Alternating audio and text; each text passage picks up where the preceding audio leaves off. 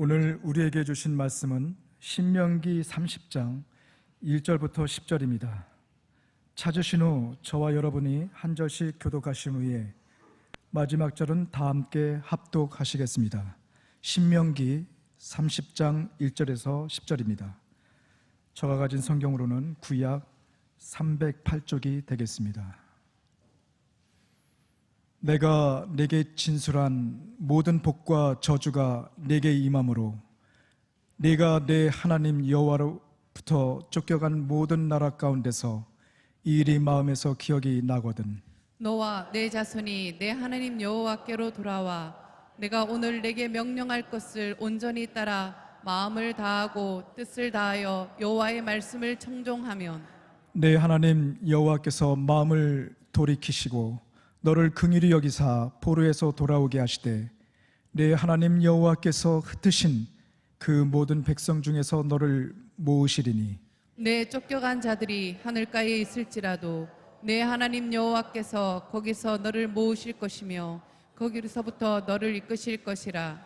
내 하나님 여호와께서 너를 내 조상들이 차지한 땅으로 돌아오게 하사 내게 다시 그것을 차지하게 하실 것이며 여호와께서 또 네게 선을 행하사 너를 내 조상들보다 더 번성하게 하실 것이며 내 하나님 여호와께서 내 마음과 내 자손의 마음에 할례를 베푸사 너로 마음을 다하며 뜻을 다하여 내 하나님 여호와를 사랑하게 하사 너로 생명을 얻게 하실 것이며 내 하나님 여호와께서 내 적군과 너를 미워하고 핍박하던 자에게 이 모든 저주를 내리게 하시리니 너는 돌아와 다시 여호와의 말씀을 청종하고 내가 오늘 내게 명령하는 그 모든 명령을 행할 것이라. 내가 내 하나님 여호와의 말씀을 청종하여 이 율법책에 기록된 그의 명령과 규례를 지키고 내 마음을 다하며 뜻을 다하여 여호와 내 하나님께 돌아오면 내 하나님 여호와께서 내 손으로 하는 모든 일과 내 몸의 소생과 내 가축의 새끼와 내 토요 소산을 많게 하시며 내게 복을 주시되 곧 여호와께서 내 조상들을 기뻐하신 것과 같이 너를 다시 기뻐하게 하사 내게 복을 주시리라. 아멘.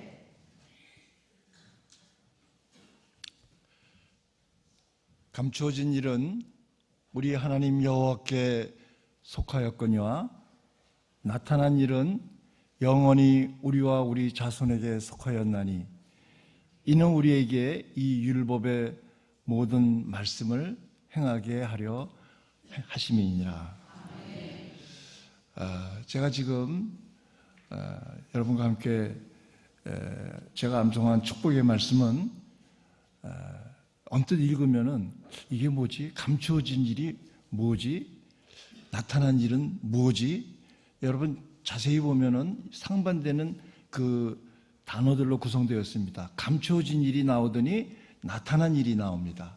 그러더니 감추어진 일은 누구에게? 우리 하나님 여호와께 속하였다 그러고 나타난 일은 우리와 영원히 우리와 우리 자손에게 속하였나니 언뜻 읽었을 때 우리에게 이해가 잘 안 되는데 이 감추어진 일은 이 감추어진 일 그다음에 나타난 일은 문자 그대로 번역하면 감추어진 것, 나타난 것, 감추어진 것, 이렇게 숨겨져 있는 것, 그다음에 나타난 것, 나타난 것, 계시된 것, 보여진 것 이런 의미입니다. 감추어진 것은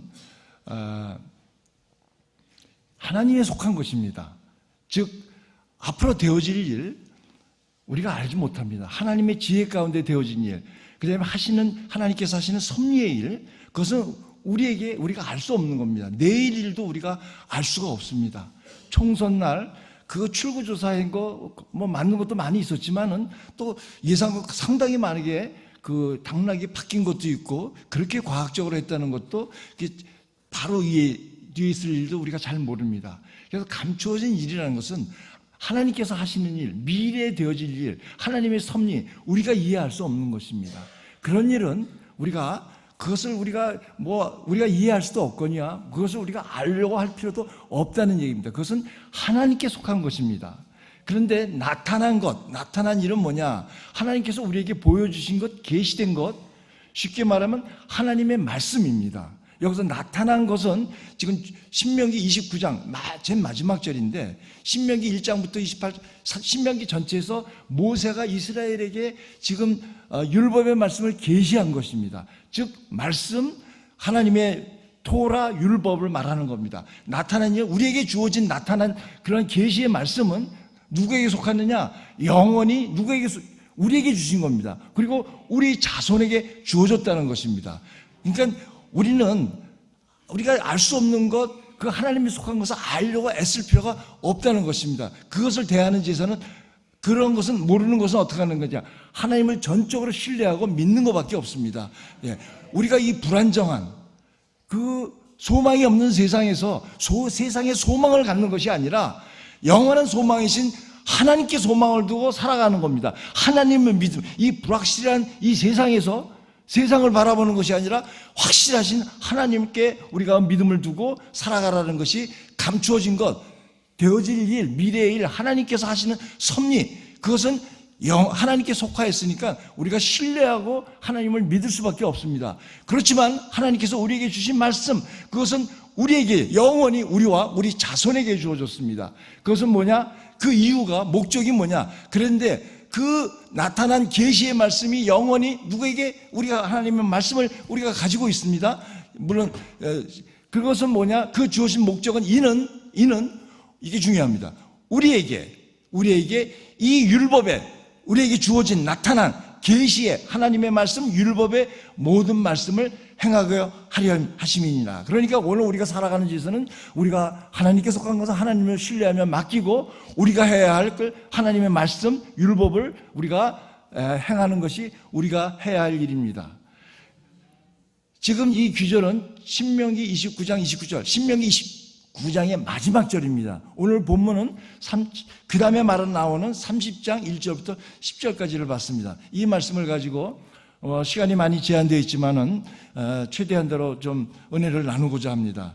이 신명기는 여러분 성경에서 어느 한 사람의 일생을 굉장히 길게 묘사하고 있습니다. 그 사람이 태어나가지고 시시콜콜한 이야기를 하고 그 다음에 굉장히 긴 이야기를 그 사람의 일생 이야기를 굉장히 길게 하고 있습니다. 가장 길게 얘기하고 있습니다.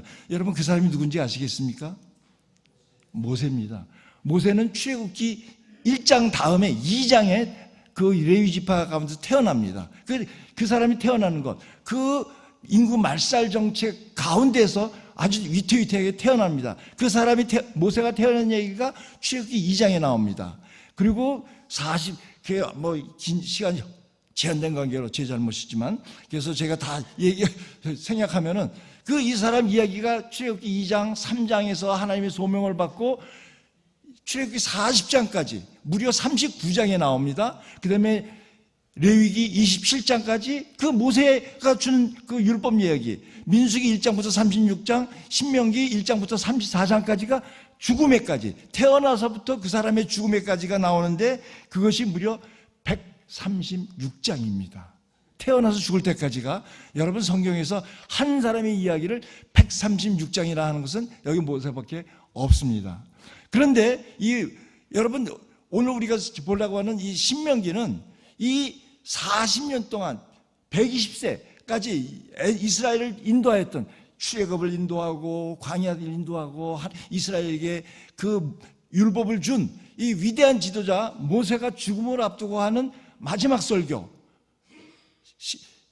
이 설교를 한 다음에 한 달 채 못 돼가지고 모세가 죽습니다. 신명기는 죽음을 코앞에 둔 모세가 제 40년 동안 이스라엘을 애굽에서 인도하고 요단강 동편 여리고 맞은편에서 보여요. 여리고가 보입니다. 하나님이 주신 약속하신 그 땅이 보이는데 그 땅을 바라보면서 이제 죽음을 앞두고 자기는 못 들어가는데 이제 그 땅에 들어갈 이스라엘 세대를 보며 마지막으로 하는 설교입니다. 오늘 제가 이렇게 좀 설교를 하는데 이것이 저에게 마지막 설교다. 이제 이거 하고 내가 이 세상을 떠난다. 그러면 제가 목사님 이제 세상 떠나실 때가 다 됐습니다. 이제 오늘 시내가 푸른 나무께서 설교를 해 주십시오. 그러면 제 마음이 어떻겠습니까? 내가 마지막 설교면 정말 내 마음에 꼭 하고 싶은 한 가지 설교가 뭘까? 그 설교를 하지 않겠습니까? 오늘 여러분 이 신명기는 모세가 죽음을 앞둔 모세가 한 마지막 설교예요. 며칠에 했는지 몰라요. 여러 개의 설교로 구성되어 있는데 이 설교가 1장부터 31장까지가 모세의 긴 설교고, 그 다음에 모세의 죽음을 대비하는 이야기가 나옵니다. 모세의 설교예요, 오늘 신명기 전체가. 그렇다면 우리가 신명기의 그 핵심 메시지를 이해하려면 모세의 마음을 이해해야 됩니다. 여러분 죄송합니다. 여러분이 많이 죽음을 앞두고 있습니다. 죄송합니다. 여러분 죽음을 앞두고 있다 그러면 기분이 나쁠 테니까 제가 죽음을 앞두고 있어요. 이제 너는 의사가 판정이 내렸어요. 뭐 며칠밖에 없다, 살 날이. 그러면 어떻게 해요? 제가 삶을 정리해야 되겠죠. 지금부터 정리해야 됩니다. 사실은 언제 죽을지 모르니까 우리는. 그러면 제가 마지막에 하고 싶은 말이 있을 거예요. 내 가족들에게, 내 자식들에게 하고 싶은 얘기가 있을 거라고. 마지막 유언을 하려고 합니다. 그러면 여러분 제가 무슨 말을 할까요? 야, 너 돈 많이 벌어라, 행복하, 이런 얘기 하겠습니까? 제가 우리 아들들에게 여러분 죽음을 앞두고서 내가 마지막 이야기를 한다 그러면 이건 생각할 필요도 없습니다. 예수 잘 믿어라, 하나님 잘 믿어라. 아무리 돈이 많다도 하나님 떠나면 아무것도 아니다. 제 마음에 한 가지 이야기하라면 이걸 겁니다. 여러분 신명기가 긴데 신명기의 메시지를 이해하려면 모세의 마음을 이해해야 됩니다. 모세가 도대체 무엇을 이야기하고 싶을까? 여러분 헤아려 보십시오. 이제 모세가 머리가 허연 모세가 죽음을 앞두고 이스라엘을 인도했는데 무슨 얘기를 할까? 놀라운 하나님의 이적과 기사를 행하면서 그걸 눈앞에 봤어요, 이스라엘이요. 그러면 어떻게 돼? 하나님만 섬겨야지. 근데 어때요? 이들이 그 애굽에서의 열지양과 홍해 사건을 목격하고도 사흘이 못 지나가서 하나님께 원망하고 불평하고, 그 다음에 이스라엘 민수기 보면은 하나님의 그 놀라운 은혜를 체험하고서도 불평만 했던 것이 이스라엘입니다. 이게 성경을 읽을 때 보면요, 야, 이럴 수가 있나? 이렇게 하나님의 이적을 보고 사흘이 못 가서 이렇게 사람들의 마음이 변해가지고 여호와와 모세를 믿었더라, 그 종비스를 믿었더라 하더니 사흘이 못 가서 반역을 합니다. 불평을 합니다. 이럴 수가 있나라고 얘기하는데 여러분 그러면 안 돼요. 왜 그런지 아세요? 그게 이스라엘 이야기가 우리의 이야기입니다. 얼마나 우리가 놀라운 하나님의 은혜를 많이 체험했습니까? 그럼에도 불구하고 우리는 조금만 불편하고 조금만 어려운 일이 생기면 하나님을 원망하고 불평하는 게 우리입니다. 이스라엘 이야기가 다름 아닌 우리 이야기라고, 이게 바로 납니다라고 이해해야 됩니다. 그런데 아까 감추어진 일은 여호와께 속하였다, 그 다음에 나타난 일은 영원히 우리와 우리 자손에 속했으니까 하나님의 말씀을 기억하라 그랬는데, 이 신명기 전체의 이야기는요, 신명기 메시지를 한마디로 얘기하면 너 마음과 뜻과 힘을 다해서 주 너의 하나님을 사랑하라, 이겁니다. 하나님 사랑해. 내가 죽으면서 우리 아들들에게 하나님 사랑해라, 예수 잘 믿어라 라고 하는 것처럼.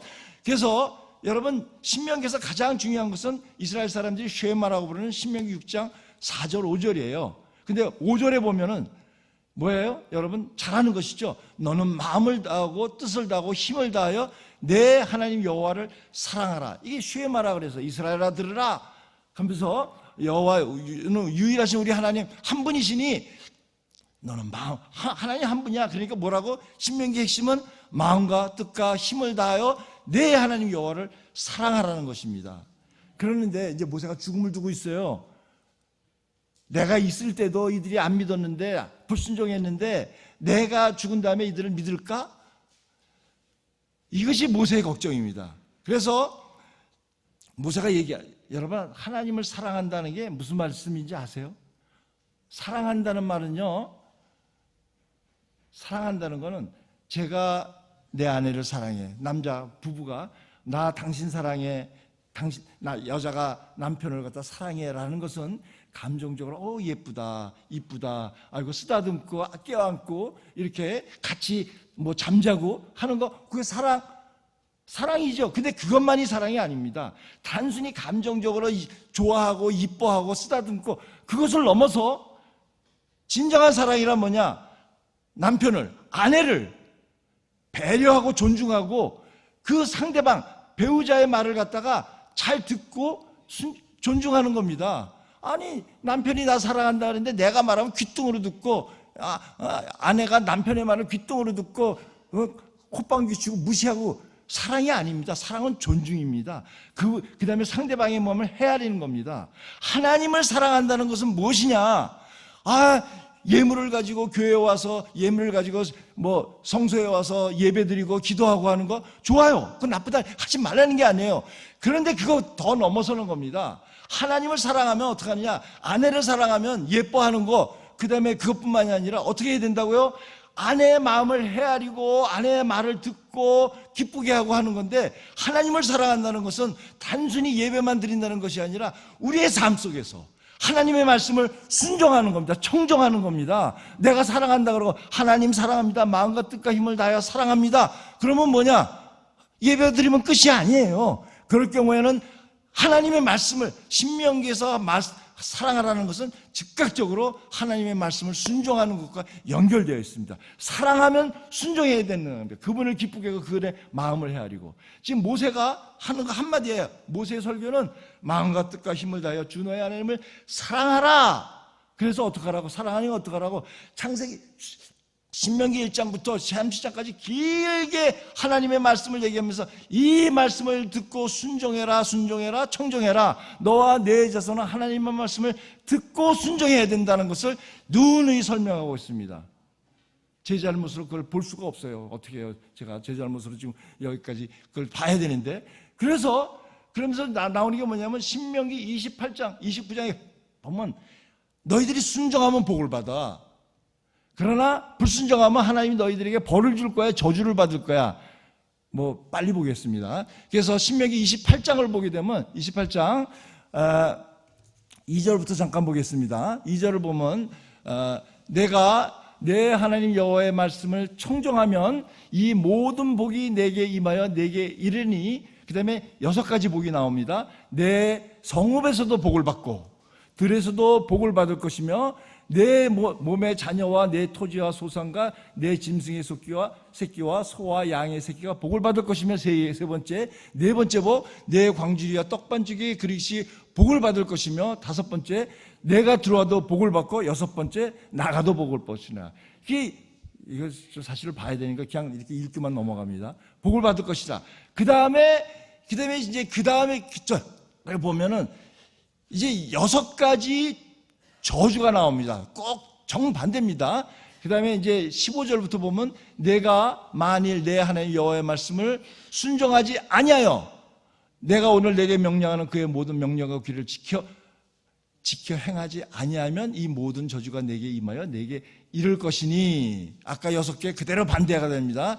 내가 성읍에서도 저주를 받으며 들에서도 저주를 받을 것이며, 또 내 광주리와 떡반죽의 그릇이 저주를 받을 것이며, 내 몸의 소생과 내 토지의 소산과 내 소와 양의 새끼가 저주를 받을 것이며, 4번째 정반대입니다. 내가 들어와도 저주를 받고 나가도 저주를 받으리라. 6번째, 이 6개의 저주가 똑같이 나옵니다. 순종하면 복, 불순종하면 저주. 그러면서 굉장히 길게, 축복보다는 4배나 길게 이 28장의 저주가 나옵니다. 불순종했을 적에. 그래서 나중에 보면 불순종하면 네가 포로로 끌려갈 것이다가 나옵니다.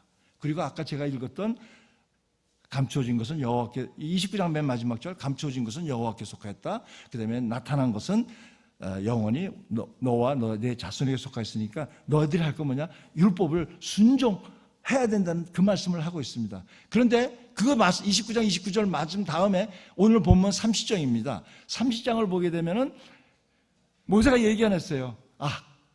이들이 순종하기도 하지만은 불순종해가지고 이들에게 저주가 임할 걸 알아요. 그래서 30장 1절을 보게 되면은 내가 내게 진술한 모든 복, 순종하실 때 주어지는 복과 저주가 내게 임하는, 언젠가 시간이 지나가지고 이때가 복을 받고 그 다음에 복을 한동안 누리다가 저주를 받게 돼서 어떻게 된다고? 그러면 궁극적으로 나중에 이방 나라에 포로로 끌려간다는 얘기를 하는 겁니다. 이 마음으로 내가 내 하나님 여호와로부터 쫓겨간 모든 나라 가운데서 이 일이 하나님께서 지금 모세가 통해서 말씀한 모든 복과 저주, 신명기 28장 29장 아니면 신명기 전체에 지금 모세가 한 이 말이 내 마음에서 기억나거든.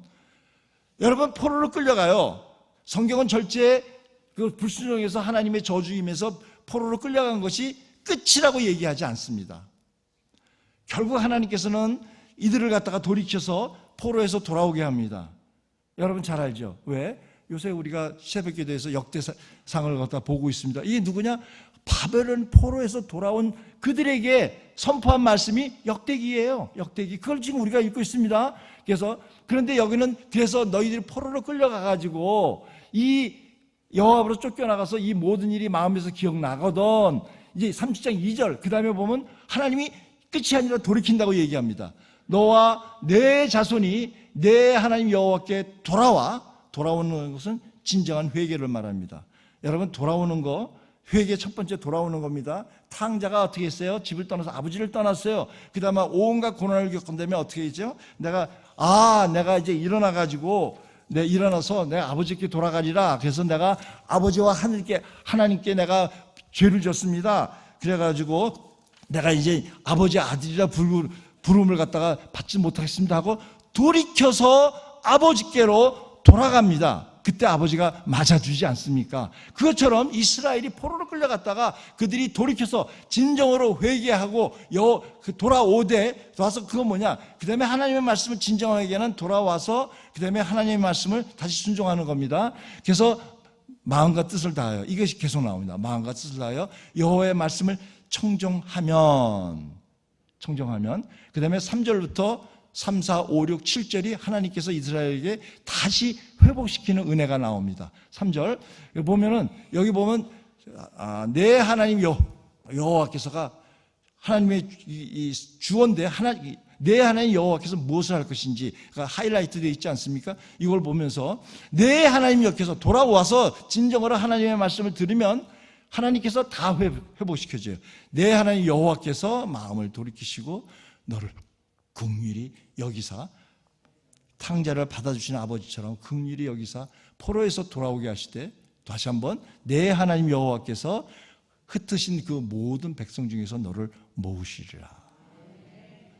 그 다음에 내 쫓겨간 자들이 하늘가에 있을지라도 far away, 가장 먼 곳, 이 세상에서 아무리 먼 곳에 있을지라도 하나님의 통제에서 벗어나지 않아요. 하나님의 관심에서 벗어나지 않아요. 아무리 너희들이 하늘가에 있을지라도 내 하나님 여호와께서 거기서 하늘가에서 아무리 멀다 하더라도 너를 모으실 것이며 거기서부터 너를 이끄실 것이라. 그 다음에 또 내 하나님 여호와께서 너를 내 조상들이 차지한 땅으로 돌아오게 하사 회복시켜 주십니다. 내게 다시 그것을 차지하게 하실 것이며, 다시 한번 또 여호와께서 내게 선을 행하사 너를 내 조상들보다 더 번성하게 하실 것이다. 다시 여기 6절 내 하나님 여호와께서 내 마음과 내 자손의 마음에 할례를 베푸사 너로 마음을 다하여 뜻을 다하여. 사실은 이 6절이 오늘 설교의 핵심인데, 오늘 설교의 제목이 놀라운 은혜예요.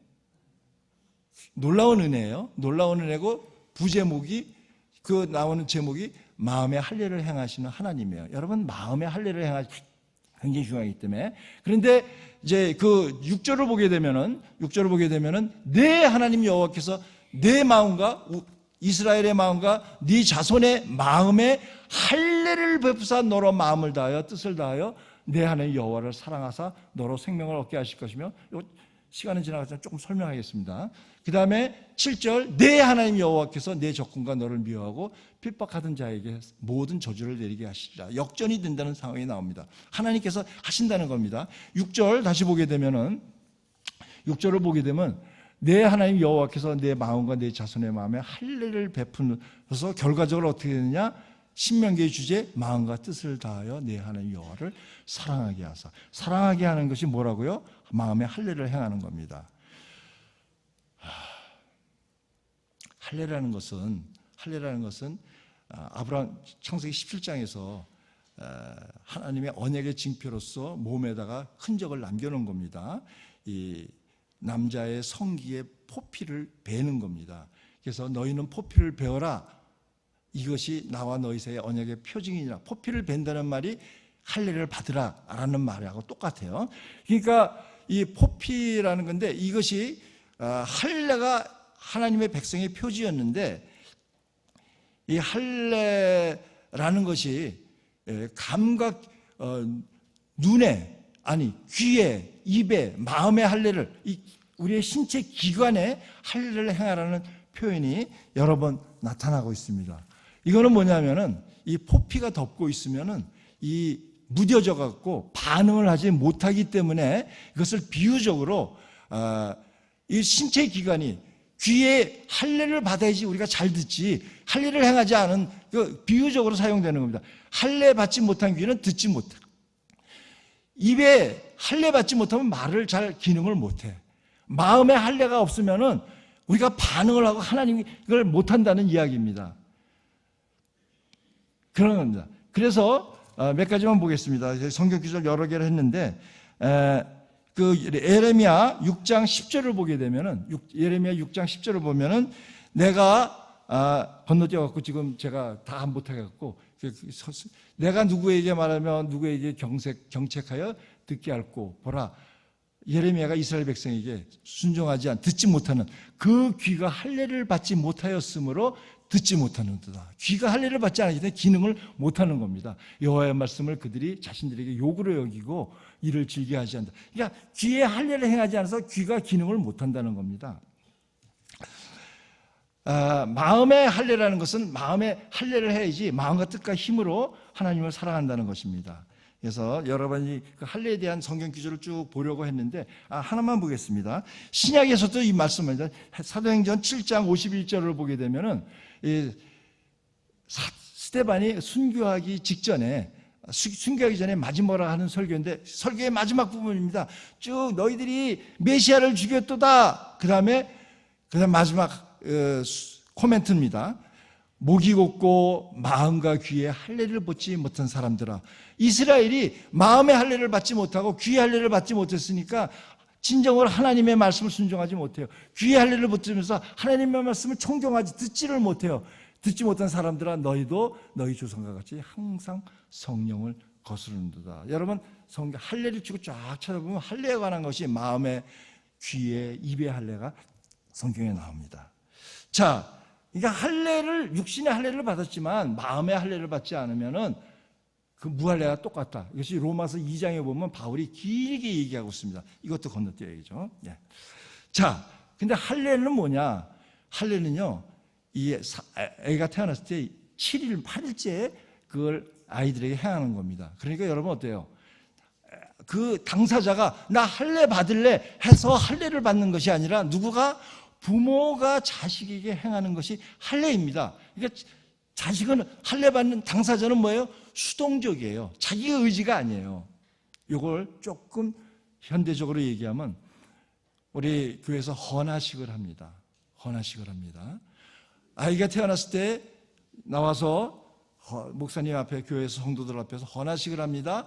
헌화식의 의미는 뭡니까? 내 이 아이를 하나님께 바치겠습니다. 늘 되지만은 사실은 아이를 바치는 거지만 실질적으로는 헌안데 하나님께 바치는 건데 이 부모 당사자가 아이에게 헌신하는 거예요. 무슨 소리예요? 얘는 아무것도 몰라요. 본인의 의지가 아니에요. 수동적이에요. 그런데 부모가 와서 하나님께 바칩니다는 건 뭐예요? 그런다고 해서 뭐라고? 내가 이 아이에게 하나님의 사랑과 말씀과 사랑으로 이를 가리켜서 하나님을 알게 해서 이가 하나님을 온전히 섬기도록 하겠습니다 하는 부모의 헌신을 갖다가 나타내는 겁니다. 그래서 어린아이가 자라갈 때마다 말씀으로 우리의 삶 속에서 부모를 하나님께 나아가도록 양육하는 것이 그러니까 당사자는 수동적이에요. 그런데 이건 누가 헌신한다고? 부모가 내가 이 아이를 갖다가 하나님께 인도하도록 하나님을 깨닫도록 사랑할 수 있도록 헌신하겠습니다 하고 부모가 헌신하는 겁니다. 자, 신명기 30장 6절 보겠습니다. 그런데 할례도 마찬가지예요. 8일째 되어낸 애가 무슨 의지가 있겠어요? 부모가 할례를 주면 뭐야? 너 하나님의 백성이야. 그러니까 하나님의 백성에게 살아야 돼. 순종해야 돼. 라고 얘기했죠. 그런데 어땠어요? 결과를 보니까 이들이 불순종해서 포로로 끌려갔어요. 그런데 포로에 가서 하나님께 돌아오면 어떡한다고? 내가 너를 갖다가 이렇게 다시 세우고 하는데 클라이맥스 6절, 내 하나님 여호와께서 너의 마음과 내 자손의 마음에 할례를 베푸사, 오늘 설교 제목이 놀라운 은혜, 마음에 할례를 행하시는 하나님이에요. 놀랍지 않습니까? 우리 부모가 자식을 갖다가 하나님이 사랑을 깨닫게 하도록 헌신하는데, 이것은 뭐냐? 이스라엘을 위하여 누가 헌신하는 거예요? 여호와 하나님께서 친히 이스라엘의 내 마음과 내 자손의 마음에 할례를 행하신다는 거예요. 내 하나님 여호와께서 내 마음과 내 자손의 마음에 할례를 베푸사. 그래서 결과가 뭐라고? 그래야지 들을 수 있고 그래야지 행할 수 있고, 그래서 너로 마음과 뜻을 다하여 내 하나님 여호와를 사랑하게 해서 너 생명을 얻게 하실 것이라. 여러분, 우리 인간은 가망이 없어요.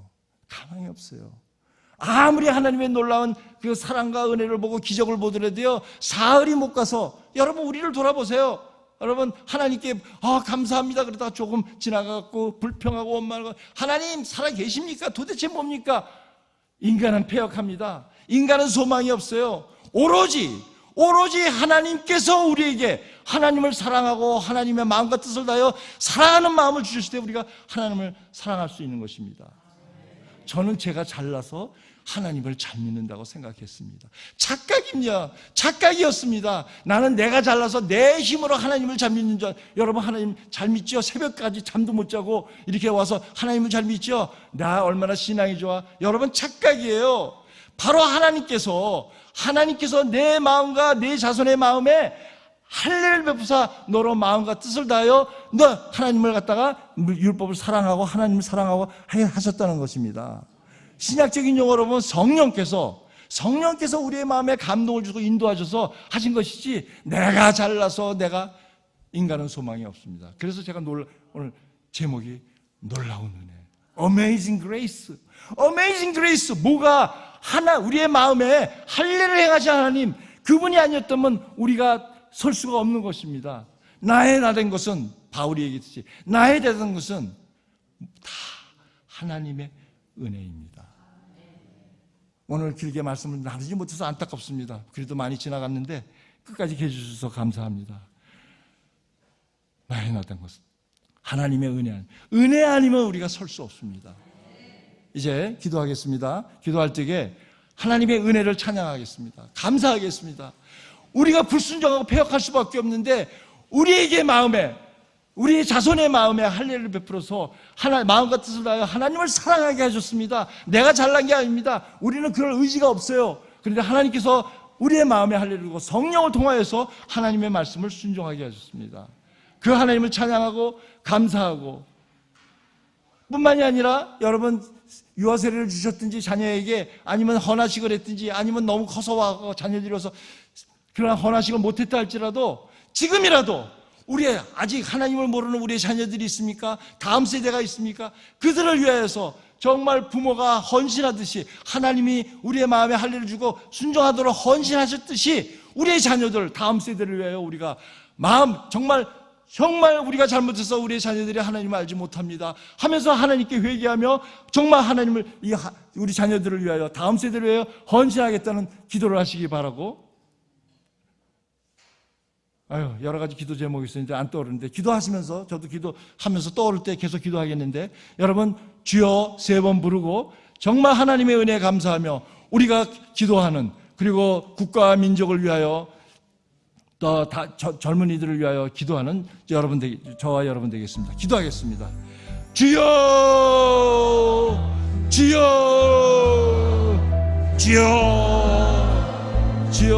놀라운 하나님의 은혜를 감사드립니다. 저희들은 연약하여 내일 일도 알지 못합니다. 그러나 감추어진 것은 여호와께 속하였고 나타난 것은 영원히 우리와 우리 자손에게 주셨사오니, 이제 하나님께서 계시해 주신 하나님의 말씀을 우리가 영원히 순종하는 저희들 되게 하여 주시옵소서. 하나님께서는 패역한 저희들을 놓지 않고 하늘가에서 어디에 가든지라도 포기하지 않고 우리가 돌아왔을 때 이를 맞아주시며 회복시켜주시며 그 다음에 순종할 수 있도록 우리의 마음에, 우리의 자손의 마음에 할례를 베푸사 그들을 갖다가 마음과 뜻을 다하여 하나님을 사랑하게 하시는데, 주여 하나님의 은혜에 감사합니다. 하나님을 찬양합니다. 긍휼히 풍성하신 하나님, 놓지 하시는